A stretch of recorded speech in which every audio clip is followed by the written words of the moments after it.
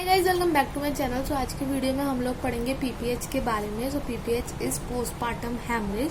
तो ये क्या होता है? Postpartum haemorrhage remains a major cause of maternal mortality and morbidity worldwide. मतलब जो पीपीएच है वो एक बहुत मेजर कॉज है maternal morbidity and mortality rate का। ठीक है, इसके जिससे काफी सारे डेथ रेट और इलनेस रेट इंक्रीज होता है मैटरनल का। नेक्स्ट है approximately 500,000 women die annually from cause related to pregnancy and childhood. मतलब अप्रोक्सीमेटली 500,000 जो वुमेन होती हैं वो डाई हो जाती हैं हर साल because of pregnancy and childbirth. ठीक है, postpartum haemorrhage refer to any amount of bleeding from or into the genital tract following birth of the baby onto the end of perineum। मतलब कि postpartum haemorrhage refer करता है any amount of bleeding जो होती है from the genital tract at the time of birth of the baby up to the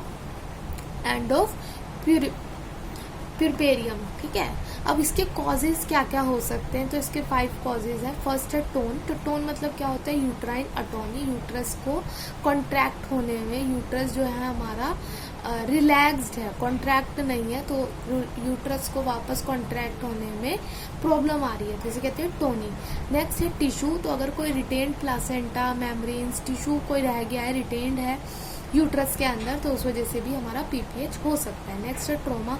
अगर तो कोई इंजरी हुई है to the cervix, to the vagina, perineum, rarely rupture हुआ है यूट्रस, तो उससे भी हमारा पीपीएच हो सकता है। नेक्स्ट है थ्रोम्बिंग। अगर क्लॉटिंग डिसऑर्डर है, ठीक है, उससे भी हमारे को पीपीएच हो सकता है। नेक्स्ट है ट्रैक्शन, यूट्राइन इन्वर्जन। अगर तो यूट्रस जो है वो ट्विन इनसाइड आउट हो गया, यूट्रस जो है इन्वर्ज कर गया है, तो भी हमें ये प्रॉब्लम हो सकती है।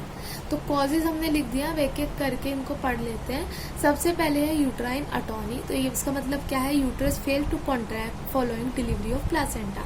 मतलब जो प्लासेंटा हमारा डिलीवर हो गया उसके बाद यूट्रस फेल हो रहा है, यूट्रस को प्रॉब्लम आ रही है वापस कॉन्ट्रैक्टेड होने में।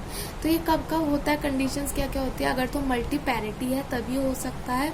ओवर डिस्टेंशन हो गया है, अगर यूट्रस का ज़्यादा डिस्टेंड हो गया है, अगर तो माइक्रोसोमिया बेबी है, या तो पॉलीहाइड्रोएमनियोसिस है, तो भी ये प्रॉब्लम हमें दिख सकती है।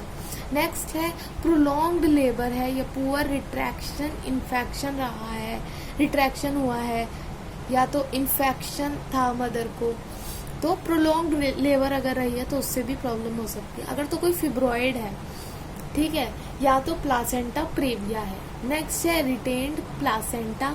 तो इसके अंदर क्या है? Prevent a uterus from contracting effect. अगर रिटेन प्लासेंटा मतलब कि अगर तो यूट्रस के अंदर कोई भी क्लॉट्स वगैरह कुछ रह गया है, तो कुछ भी मतलब रिटेन प्रोडक्ट रह गया है ऑफ कंसेप्शन, तो हम उसे एज ए ट्रीट करते हैं रिटेन प्लासेंटा।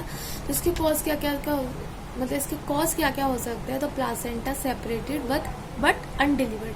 अगर तो प्लासेंटा जो था सेपरेट हो गया था बट डिलीवर हो नहीं पाया था, तो भी हमें प्रॉब्लम आ सकती है। अगर प्लासेंटा पार्शियली या होली अटैच था, ठीक है, प्लासेंटा एक्रीटा था, ठीक है।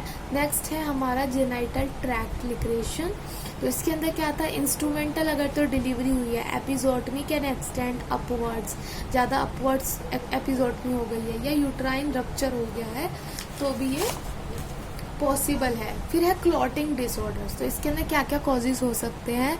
अगर तो वॉन विब्रेंट डिसीज है, इनएबिलिटी टू फॉर्म है stabilized blood clots in placental site, और and sustainable to immediate haemorrhage, या प्लासेंटल प्लेटलेट डिसऑर्डर है, तो भी हमें ये हो सकता है। एंड आई होप आपको ये क्लियर हुआ होगा। Thank you so much for watching.